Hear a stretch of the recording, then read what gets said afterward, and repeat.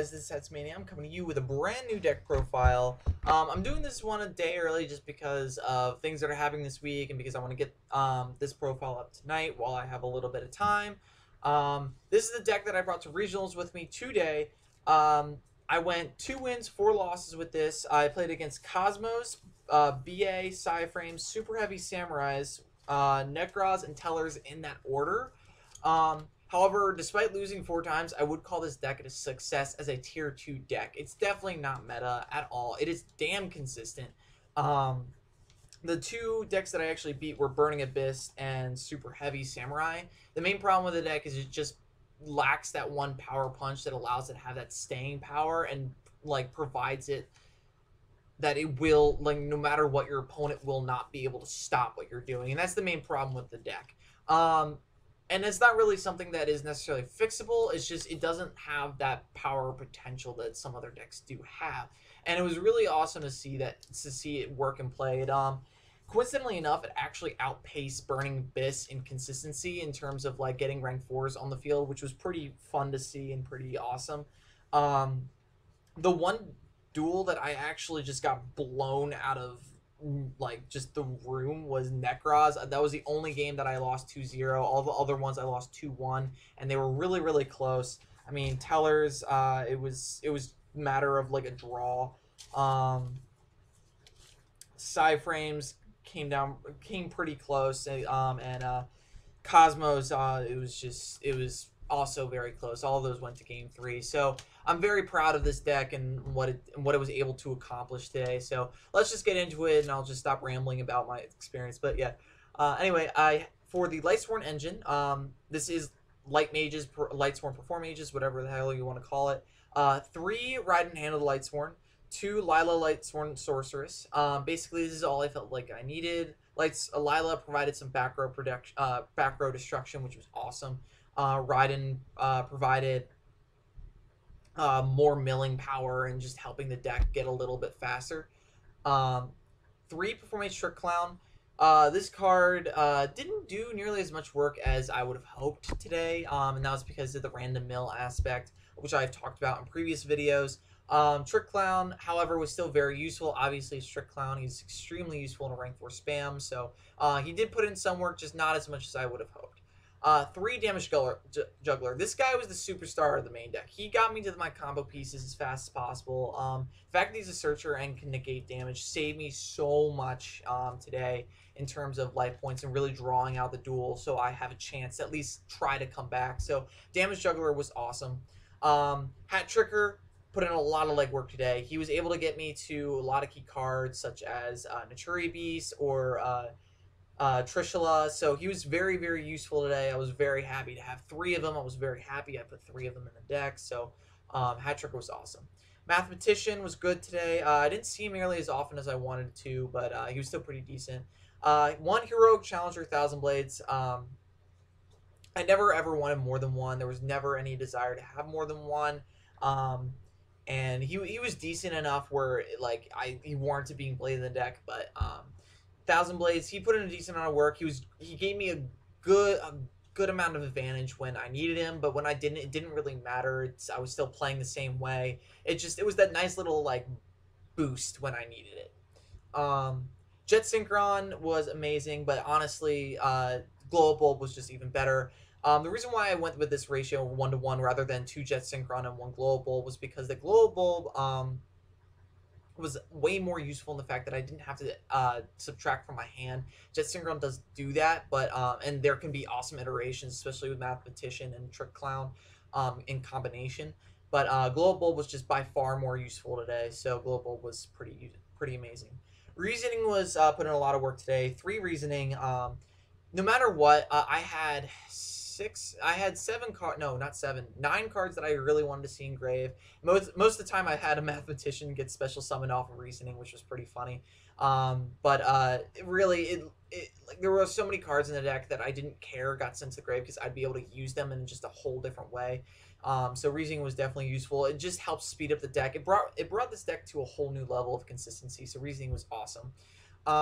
2 Charge of the Light Brigade and 1 Rhoda. Rhoda was essentially the 3rd charge of Light Brigade when I didn't want to mill. I like honestly, if charge was at 3, I'd be playing 3. So this was pretty useful. Just this ratio was good. I have no complaints about it. For back row destruction, MST and Galaxy Cyclone. Galaxy Cyclone put a lot of legwork. I really appreciate having this, especially against Tellers. Galaxy Cyclone was great.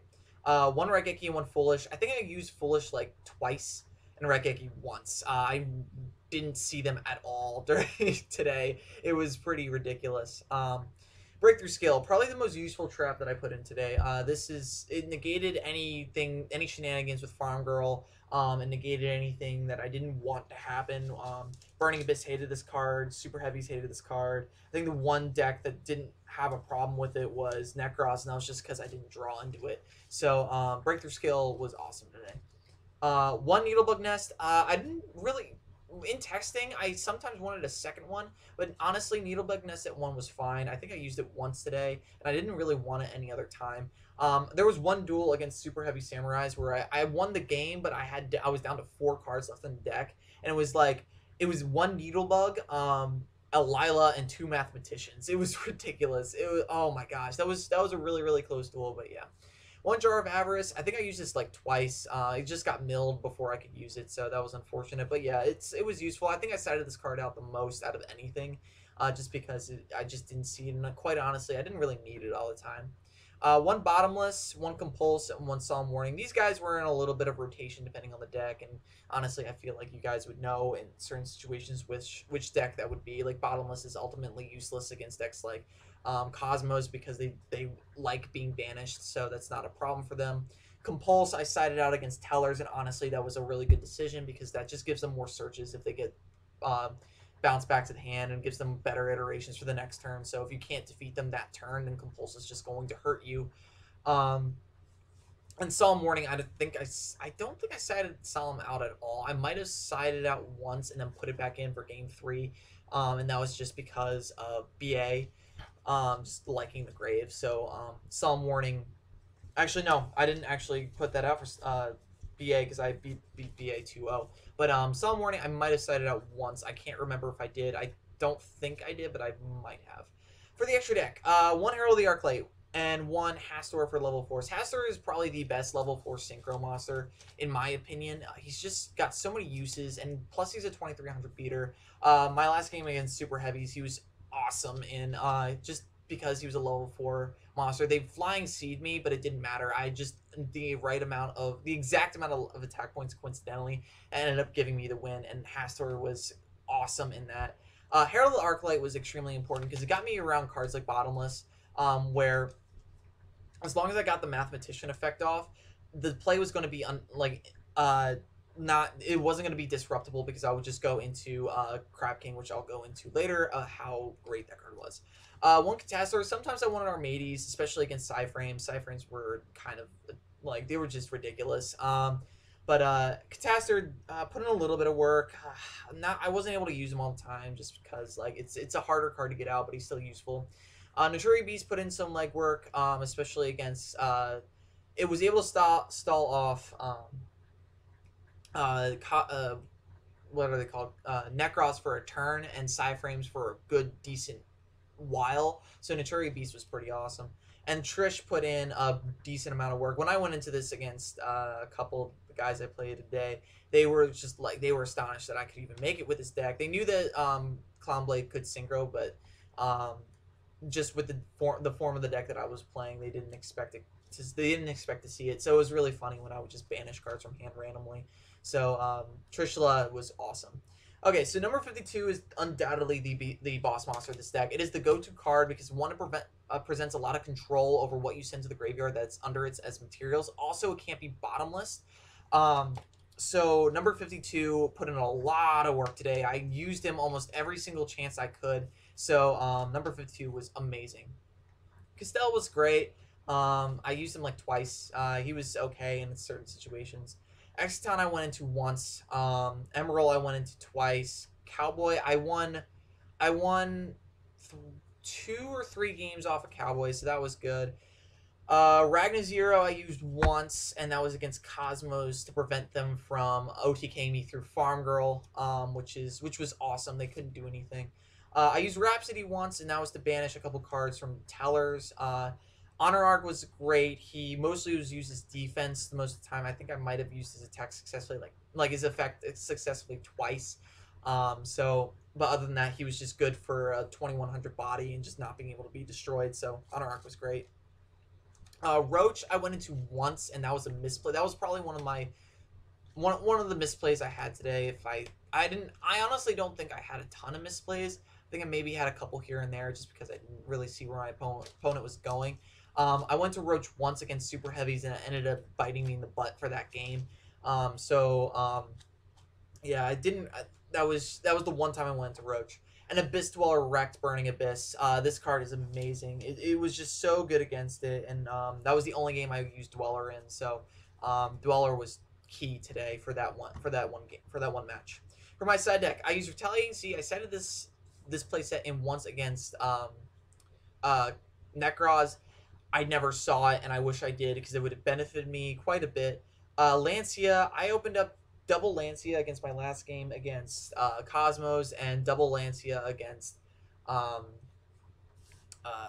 Necroz, and that just ended up being the death of me for both of those games. So Lancia, it was good when I needed it, but when I had too many, it was just not good. And like honestly, I would have been fine with only 2.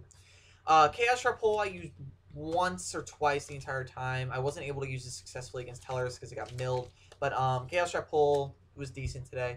Mind Drain was amazing against Cosmos today. They could not Max C me. They could not Ghost Ogre me. They could not Honest me. So Mind Drain was great against them. I think I used it once again later against Necroz, but honestly, just the way the deck, just the way the game that played out, he didn't really care. So Mind Drain just was ultimately useless against it.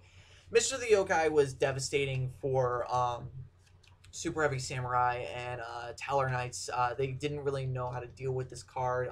It would just shut down their entire play for the rest of the turn, and they would just have to sit on a field of like their basic level 4 Teller Knights, and I just run over them. So Mr. the Yokai was awesome today when I was able to use him. Darkfall, I didn't actually use it at all. This was in the case if I went up against any pendulum based decks. I didn't face any pendulum based decks. I know the Cleaves were there. I didn't see any. So this didn't see any play today. So yeah, I was pretty happy with this deck. So thank you guys for watching. Don't forget to like, comment, and subscribe. And as always, guys, have a nice day.